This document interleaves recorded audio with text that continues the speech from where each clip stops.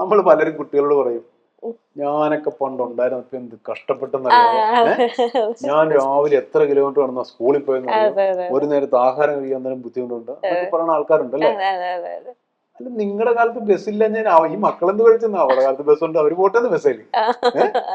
നിങ്ങളുടെ കാലത്ത് നിങ്ങളുടെ വീട്ടിൽ കാറില്ലായിരുന്നു, അതിന് പിള്ളേര് കാറ് വീട്ടിട്ട് നടന്നു പോകണം, അവർ കാറെ പോട്ടെ. നിങ്ങളുടെ കാലത്ത് മൊബൈൽ ഇല്ലായിരുന്നു, അതിന് കുട്ടികളെന്ത് കഴിച്ചു, അവര് മൊബൈൽ ഉപയോഗിക്കട്ടെ, എന്താ കുഴപ്പം. മൊബൈൽ ഉപയോഗിക്കുന്നതിൽ ദോഷമില്ലെന്ന് ചോദിച്ചാൽ അങ്ങനെയാണ് നിങ്ങൾ കാർ ഓടിക്കാൻ ദോഷമില്ല. അങ്ങനെയാണ് കാർ എന്തോ ഒരു ആക്സിഡന്റ് ആൾക്കാർ മരിക്കുന്നു. അങ്ങനെയാണ് നിങ്ങൾ എല്ലാവരും കാറ് വീട്ടിട്ടാൽ മതി, എല്ലാവരും നിർത്തണമെന്നാണ് പറയുന്നത്. എല്ലാത്തിനും ദോഷമുണ്ട് ഗുണമുണ്ട്. അപ്പൊ നമ്മൾ ലോകത്തിന്റെ മാറ്റത്തിനനുസരിച്ച് നമ്മുടെ അടുത്ത തലമുറ അതുപോലെ വളർത്തണം. അല്ലാതെ അവരെ പണ്ട് നമ്മൾ ചുവന്ന് നടന്ന പോലെ സാധനവും ചുവന്ന് പെട്ടിയും ചുവന്ന് നടക്കണമെന്ന് നമ്മൾ പറയുന്നതിനോട് എനിക്ക് ഒട്ടും യോജിപ്പില്ല. ഞാൻ അക്കാര്യത്തിൽ കുട്ടികളുടെ കൂടെ, എന്റെയൊക്കെ പ്രായത്തിൽ മൊബൈൽ ഉണ്ടായിരുന്നെങ്കിൽ ഞാനിതൊന്നും ഉപയോഗിക്കില്ലായിരുന്നു അല്ലെ. ഇന്ന് നിങ്ങൾ ഉപയോഗിക്കുന്നതിനേക്കാൾ കൂടുതൽ ഞങ്ങളൊക്കെ ഉപയോഗിച്ചത്. അന്ന് ഇല്ലായിരുന്നേ, ഇല്ലാഞ്ഞോണ്ട് ഞാൻ ഉപയോഗിക്കുന്ന, അല്ലാണ്ട് ഞാൻ മിടുക്കനായത് കൊണ്ടല്ല. അന്ന് നിന്റെ ഇല്ലായിരുന്നു.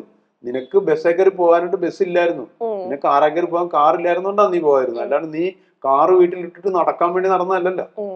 അപ്പൊ ഇന്നത്തെ കുട്ടികളെ നമ്മൾ അങ്ങനെ പറയുന്നതിനോട് എനിക്ക് ഒട്ടും യോജിക്കാൻ പറ്റില്ല. അവർക്ക് ഇന്നത്തെ സാഹചര്യങ്ങൾ നമ്മൾ കൊടുക്കണം. ഇന്നത്തെ ലോകത്തിന്റെ മാറ്റത്തിനനുസരിച്ച് അവർ ജീവിക്കാൻ പഠിക്കട്ടെ.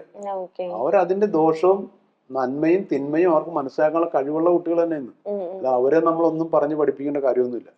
എന്നേക്കാൾ മിടുക്കനല്ല എന്റെ മകനെന്ന് ഞാൻ ചിന്തിക്കുക പോലും ചെയ്തു. അവൻ എന്നേക്കാൾ മിടുക്കനാണെന്ന്, പല കാര്യത്തിലും എന്നേക്കാൾ മുമ്പിൽ തന്നെയാണ്.